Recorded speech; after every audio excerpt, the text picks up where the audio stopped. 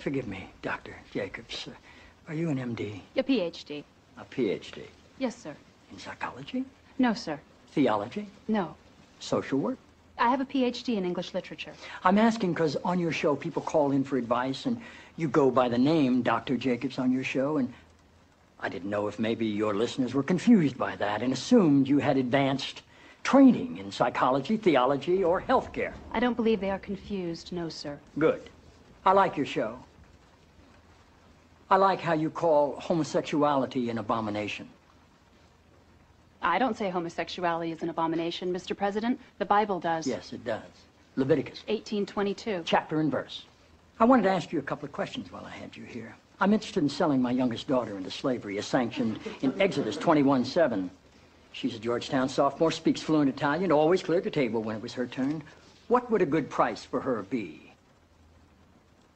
While thinking about that, can I ask another? My chief of staff, Leo McGarry, insists on working on the Sabbath. Exodus 35:2 clearly says he should be put to death. Am I morally obligated to kill him myself, or is it okay to call the police? Here's one that's really important, because we've got a lot of sports fans in this town.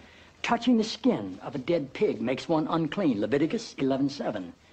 If they promise to wear gloves, can the Washington Redskins still play football? Can Notre Dame?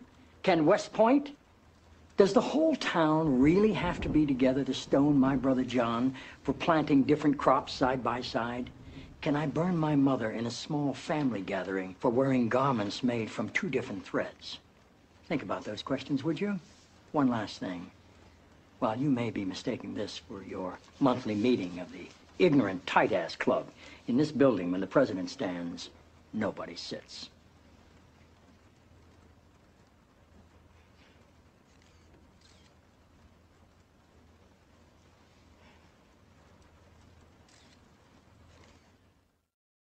Oh!